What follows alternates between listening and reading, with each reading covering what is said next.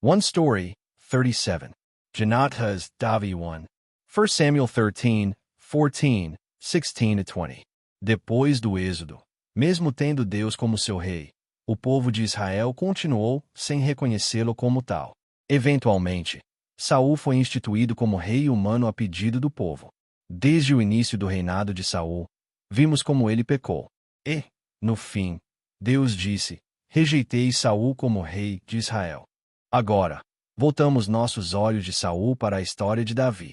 Mas, antes disso, olhamos primeiro para Jonatas, o primogênito de Saul e companheiro de fé de Davi. A diferença de idade entre Jonatas e Davi.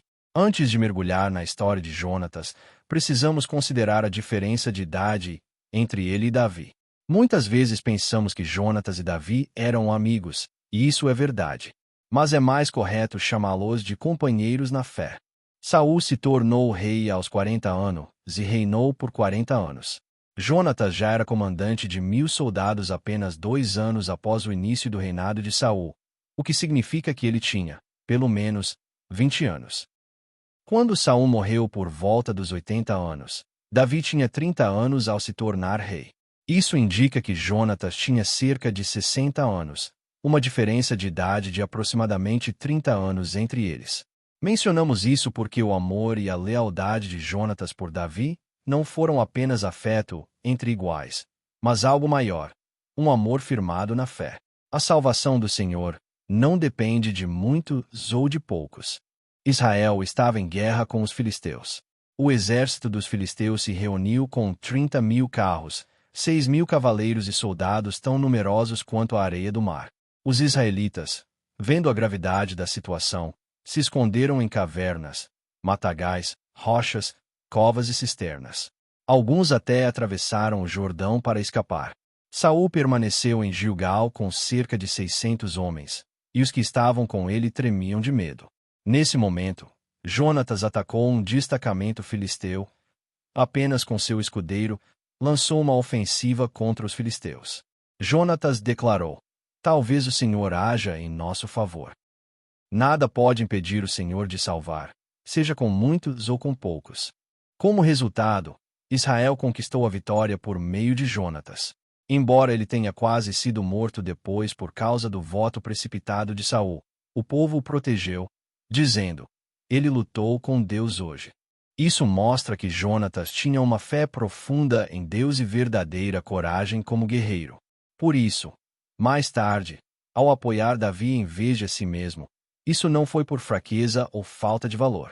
A história de Jonatas agora será contada ao lado da de Davi, assim como a de Samuel e Saul. Davi antes do chamado. Agora começa a história de Davi.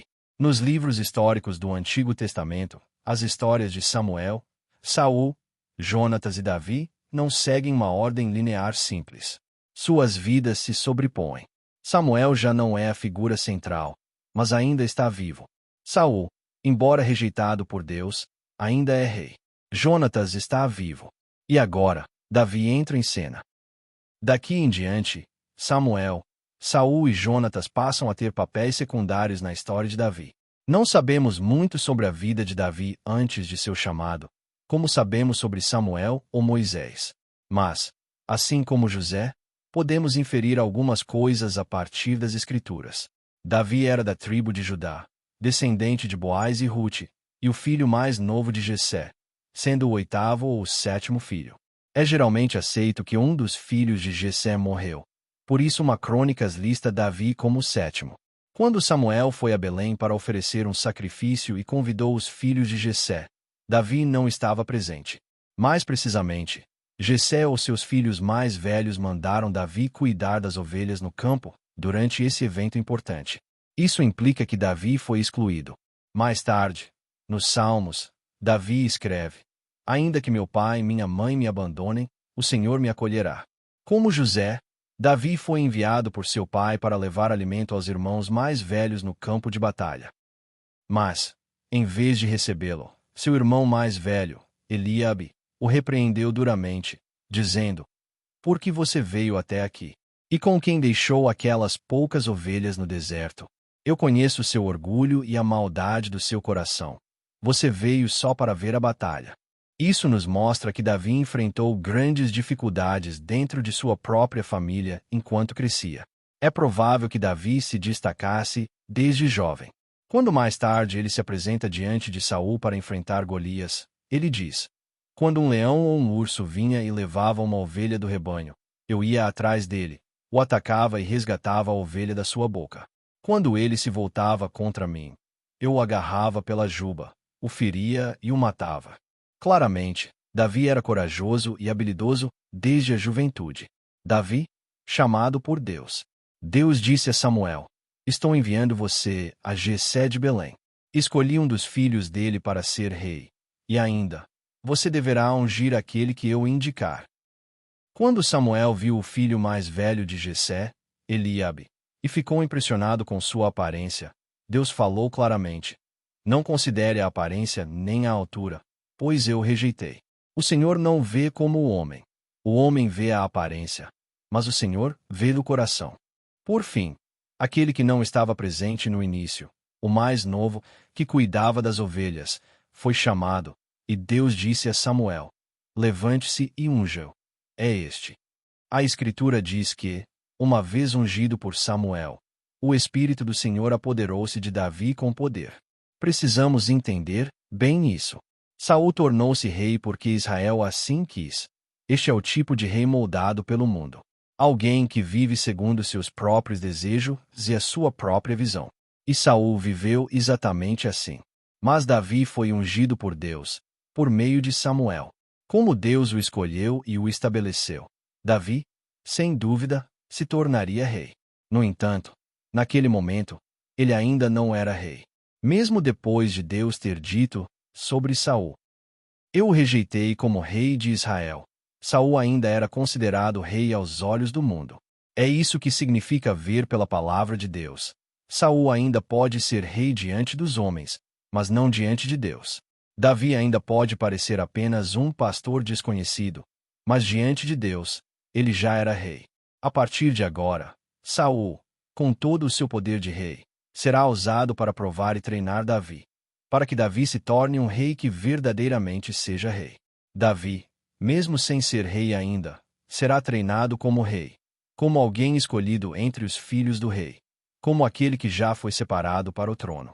Ele não será rei de Israel no sentido mundano, mas será um rei verdadeiro, que reflete o reino de Deus, uma sombra de Jesus Cristo, o rei verdadeiro.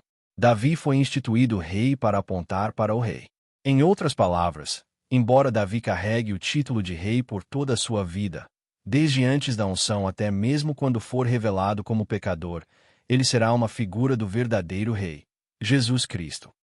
Ainda que sua função seja de rei, ele viverá como profeta e sacerdote, buscando e obedecendo à vontade de Deus. Porque Deus é o único rei de Israel, o único rei do seu povo. Nem Saul, nem mesmo Davi, podem ser verdadeiramente rei.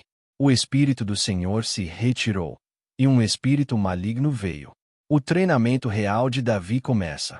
Depois de ser ungido e cheio do Espírito do Senhor, Davi passa a servir a Saul, que agora é atormentado por um espírito maligno.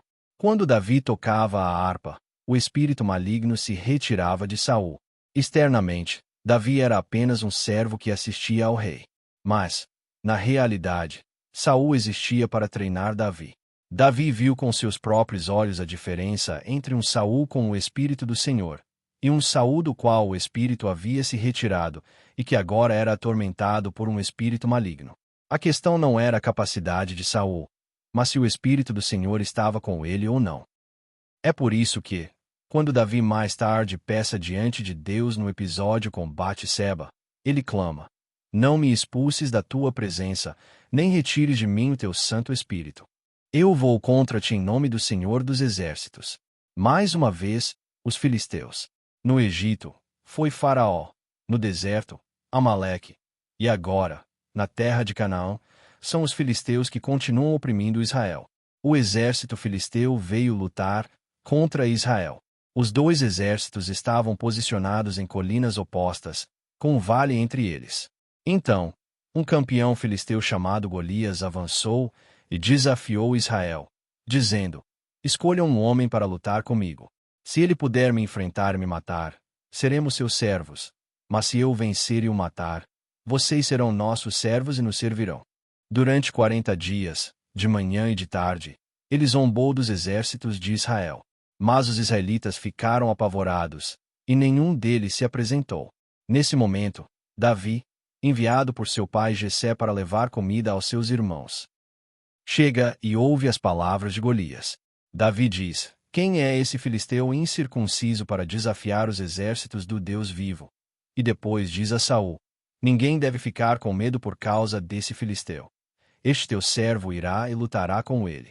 Embora Saul tente dissuadi-lo, Davi se posiciona no lugar para o qual foi chamado. Saul oferece a Davi sua armadura, mas a armadura de Saul não é o que se precisa para essa batalha. Golias zomba de Davi, dizendo: sou algum cão, para vires contra mim com paus, e o amaldiçoa pelos seus deuses. Mas Davi responde: tu vens contra mim com espada, lança e dardo, mas eu vou contra ti em nome do Senhor dos Exércitos. Hoje mesmo o Senhor te entregará nas minhas mãos, e toda a terra saberá que há Deus em Israel. A batalha é do Senhor. Em outras palavras, Davi está dizendo: essa batalha pertence ao Senhor. Davi acerta Golias com uma pedra, o derruba e termina com ele usando a própria espada de Golias, cortando sua cabeça. Assim como Golias havia dito: se um homem me vencer, seremos seus servos. Agora, por meio da vitória de um só homem, a maré se vira, e Israel conquista uma grande vitória. Assim como a obediência de um só trará salvação para muitos, todo o povo de Deus será salvo pela obediência perfeita de Jesus Cristo. Saul matou seus milhares, e Davi, suas dezenas de milhares. Foi o jovem Davi quem se levantou para enfrentar Golias, quando nem mesmo Saul teve coragem de ir à batalha. Depois que Davi trouxe a vitória na batalha do Senhor, Jonatas se uniu a ele em espírito. Amava Davi como a si mesmo e lhe deu sua capa, sua túnica, sua espada, seu arco e seu cinto. A partir de então, Davi ia aonde quer que Saul o enviasse e se conduzia com sabedoria, e Saul colocou à frente dos homens de guerra. Mas quando os soldados voltavam da batalha, as mulheres saíram cantando: Saul matou seus milhares, e Davi, suas dezenas de milhares. Saul ficou muito irritado. Disse: a Davi deram crédito por dezenas de milhares. O que mais lhe falta senão o reino? Daquele dia em diante, Saul olhou para Davi com inveja. Esse é o início da tragédia de Saul. A vitória na batalha deveria ser motivo de alegria. Israel derrotou os Filisteus, e Golias foi morto. Davi se alegrou, o povo se alegrou, e até Jonatas, o primogênito de Saul e herdeiro ao trono, se alegrou. Mas apenas Saul não se agradou. O rei de Israel deveria ser alguém que ligasse Deus ao seu povo, como profeta ou sacerdote, não alguém que tomasse para si a glória de Deus ou reivindicasse o povo como seu. Mas Saul via o povo como meu povo e Deus como apenas o Deus de Samuel. Ele se incomodava mais com a ascensão de Davi do que se alegrava com a vitória de Israel. Para Saul, manter seu reinado era mais importante do que o bem do povo. Esse é o padrão de alguém do mundo. E não é algo exclusivo de Saul. É assim que agimos quando não estamos cheios do Espírito Santo. Se jogarmos pedras em Saul, elas acabarão voltando para nós. Aquele que não pode ser morto, aquele que não pode morrer. Daquele dia em diante, Saul tentou matar Davi sempre que teve oportunidade. Lançou uma lança diretamente contra ele, o enviou para a guerra esperando que morresse, e até usou suas filhas como armadilhas, esperando que Davi caísse diante dos filisteus.